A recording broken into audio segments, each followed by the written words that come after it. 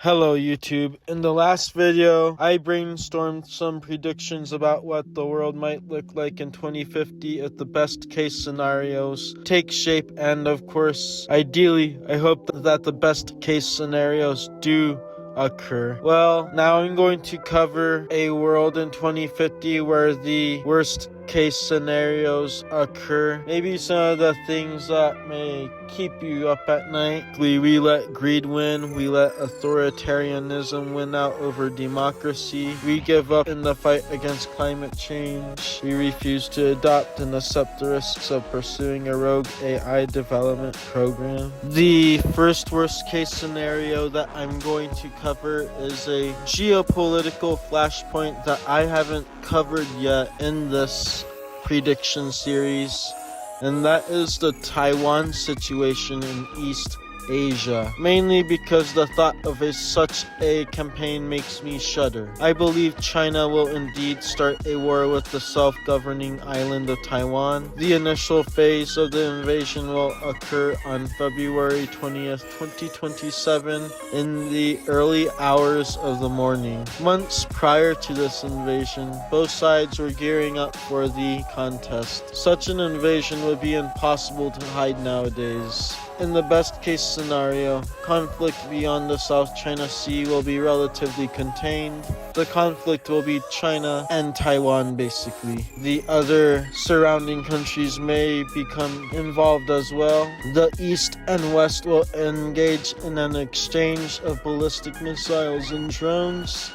The skies over the Pacific will resemble the skies over the Middle East, missiles streaming across the sky, many being met by interceptors. The reason why I predict that the invasion will occur in such a relative short time frame: most Taiwan invasion scenario videos on YouTube have assumed that the United States or other foreign allies will come to the island's defense. However, the war in Iran has drained vital stockpiles of munitions and aerial defense systems for the US military. I think China will continue to sit out the Iran conflict, and its plan is to just watch the US continue to deplete its weapon stockpiles. When Chinese leadership deem that the US and its allies are in a precarious inventory situation, that is when they will strike Taiwan. In short, Taiwan ends up winning, however at a great cost. The prosperous island will be turned into a place resembling Gaza. The glittering skyline of Taipei and other Taiwanese cities is transformed by the Chinese bombing campaigns. Skyscrapers will turn into bombed-out husks. Countless people will die and millions will be displaced. Tent cities will pop up outside of urban areas. Civilians who were just used to first-class living months ago are now living, or well, more accurately, surviving on meager UN rations. China will receive similar punishment to Russia when it invaded the Ukraine in 2022. Sanctions and other restrictions will be set in place by many Western countries. In the opening weeks, Western shoppers don't notice the issues at stores since the final carriers arrive at US ports.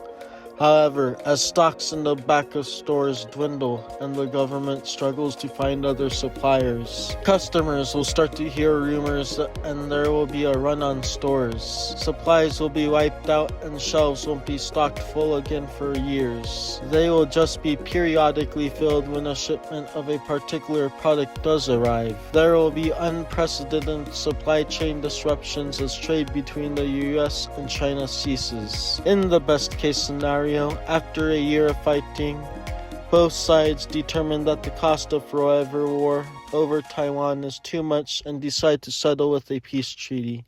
Too many resources, financial, physical, human, are being wasted on the conflict. Leaders and negotiators decide Taiwan will be granted independence, while China gets unrestricted access to global markets and dominion over the South China Sea. The damage beyond Taiwan is relatively contained. Attacks were limited to military installations and the global economy will recover by the early 2030s. Alternatively, China ends up winning the war over Taiwan and becomes the globe's dominant power. There is no happy ending for the Taiwanese. Everything we mentioned before becomes 10 times worse. The island is a hellish landscape that more resembles the moon than the lush island before the conflict. Craters from missile strikes litter the landscape. The ruins of skyscrapers jut out like jagged shards from the devastation of the surrounding city, and that is just the missile attacks. The opening naval assault across the strait will result in the total destruction of the Taiwanese Navy. However, those losses won't be in vain. The bottom of the strait will be a graveyard for Chinese vessels as well. Once enough ships reach the shorelines, then they will conduct the landing itself. It's expected that China will try to conduct the largest beach landing in human history, and really the largest beach landing that anyone has seen since D-Day. Conscripts who were at home relaxing months before will now be looking out at a similar scene you will see on your screen. The bombing barrage will be intense. Chinese soldiers who are looking on will wonder who or what could possibly survive such an assault. American and any other foreign intervention is met with a forceful response from the People's Liberation Army.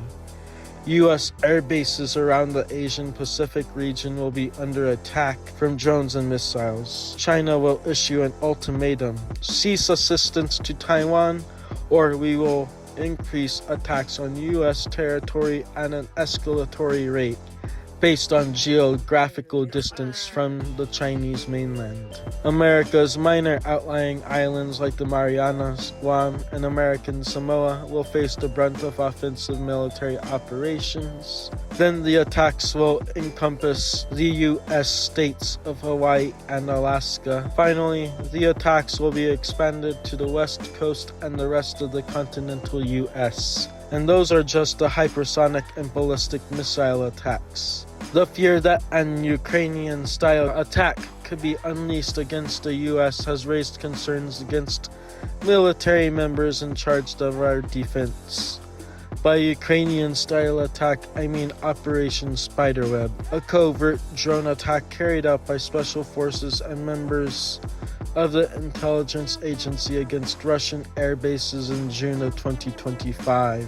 Imagine that a rental company rents out a rural property to a large family. For months, the neighbors notice that they invite guests over daily. Then one morning, the attack happens. A Penske truck that has been rented out rolls out from behind the property. It hops on Interstate 10 and stops just outside of Tucson, Arizona. Soldiers resting at Davis-Monthan Air Base are awoken to the sound of explosions and anti-aircraft fire. Most of the drones have been dispatched. However, several hit their targets. A fuel depot is on fire. Several aircraft are engulfed in flames. Several quadrocopters lie in ruin on the landing strip. Little did people know that the family that moved into that rural property were Chinese spies. And the friends visiting were engineers working with the Chinese government who happened to construct the drones.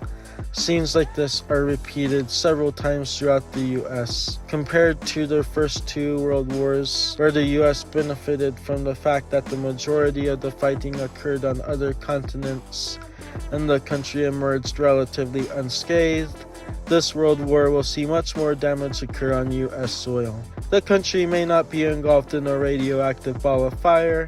However, there will be spots where missile interceptors miss their mark and the enemy manages to hit their target. Several cities will be targeted in drone attacks. Cyber attacks will expose the weaknesses in our infrastructure. Spies will carry out environmental attacks, setting fires in the Mountain West. 2028 will see the worst wildfires in the history of the U.S. as western states struggle to keep up with wildfires set by saboteurs. On the path to victory, China becomes serious about outproducing its adversaries. Citizens are told to sacrifice raw materials like car parts, electronics, and aluminum cans. The US, Taiwan, and other allies can't keep up and decide to settle for peace. In the agreement, Taiwan will be absorbed into the People's Republic of China. its government is dissolved and its members forced to flee off the island. Citizens who were enjoying democracy before the invasion will now be subjected to re-education. A mass surveillance and service apparatus is established. Concepts like freedom and individualism will be wiped out. Children will be taught obedience, passiveness, and loyalty are paramount to curing the generational curse of separatism. Parts of Japan will lie in ruin, especially the island chain lying to the north of Taiwan. In a twist of irony, Japan and Germany will abandon their post-World War II pacifism in this conflict. This isn't a prediction. It is already occurring. Japan is rearming in order to counter the threat of Chinese and North Korea. The countries surrounding the South China Sea will also face missiles, drone, and naval attacks on their territory as China consolidates its control of the South China Sea. Similar attacks to what the Middle East saw during the opening days of the Iran conflict, where over 14 countries were targeted. Except this will be on a larger and more protracted scale. While the Strait of Hormuz is taking headlines in 2026, the Strait of Malacca will be the most important strait in this East Asian skirmish. Two geographical challenges that any military will struggle with are water and mountains. While the Taiwan Strait is relatively small, keep in mind soldiers in Ukraine are struggling with rivers. Several rivers mark the front line on several fronts on the battlefield in that conflict. If militaries are struggling with rivers, imagine the challenge that a strait poses to any invading force. The Taliban have used the mountains of Afghanistan to wage an insurgent campaign on foreign forces for generations. Mountains pose a challenge to the movement of mechanized vehicles. Their size requires significant effort to maneuver about, and resources are needed in order to scour and weed out any opposing forces. Defending forces can also use the many crevices, rock formations, elevations, and caves to hide and take cover from enemy fire. A more professional army like Taiwan should be able to utilize these mountains in order to launch a protracted resistance against any Chinese forces. Wild cards in this conflict would include North Korea and India. If one or both of these countries become involved, the conflict will become exponentially more complex. As exciting as the prospect of regime change in Pyongyang would be, I expect the Kim dynasty to continue its rule in North Korea by 2050. Kim Jong-un will still be in charge. The North will provide limited support to China, including small numbers of troops and ammunition. The two Koreas may exchange some fire across the DMZ. Again, similar to the perpetual conflict in the Holy Land, both sides will be engaged in low-intensity conflict after they realize attacks on the other side won't result in nuclear Armageddon. The semiconductor industry won't just exchange hands from the Taiwanese to the Chinese. It will be destroyed. The world's tech industry will be set back years. Any technology that runs on microchips will become expensive and out of reach for many consumers. This worst-case scenario situation could realistically morph into a world-ending crisis. Any one of the nuclear powers involved could deploy their nuclear assets, as well as engage in biological warfare. Ideally, it won't get to that point, and I need to keep this production series going, so we'll assume that all sides stop short of that. This war will involve some of the world's most populous countries. It could dangerously transition into a forever war where all sides funnel troops into a meat grinder while societies on both sides get lost in the numbers and stop thinking about the true human cost. In short, a Taiwan conflict will be devastating in the future. Billions run the risk of food insecurity and strained budgets. Hopefully, any future conflict will be contained and quickly resolved. This is just one of many issues that humanity needs to come together on to solve in order to avoid a human catastrophe. We are going to move on from a major external global conflict to issues that more affect the internal issues of every country. Former President Barack Obama once said that democracy is not self-executing. It is a process that involves participation. It isn't something that occurs naturally. And whether you agree with this politics or not, I think it is a credible statement, because if in the future we don't act to ensure there is responsible government, we can only expect the worst out of our government. I know I made a video with this video comparing the future best case scenarios versus the worst case scenarios, but regardless, I think in the late 2020s there's going to be a political reckoning in this country, and in the best case scenario, developments like reform and maybe even systemic changes to our political system occur to help the development and protection of democracy and the prosperity of as many people as possible. However, in the worst case scenario, the country becomes even more divided after the 2020s. The elite continue to consolidate power.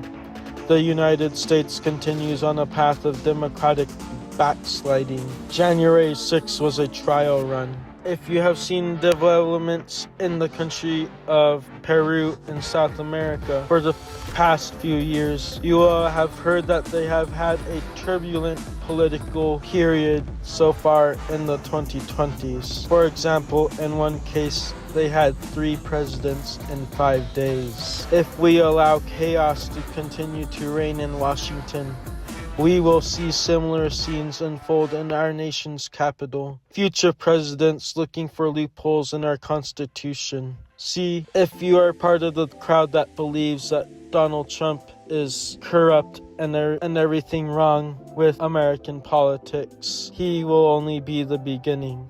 Someone more strategic, more cunning, ultimately more persuasive may come onto the scene and more effectively pursue an agenda of power consolidation in Washington. They will use these loopholes in the Constitution to achieve their own ambitious goals over that of the collective good of the country. Dwight D. Eisenhower warned the country in his farewell address in 1961 about the dangers that the military-industrial complex could pose to American democracy.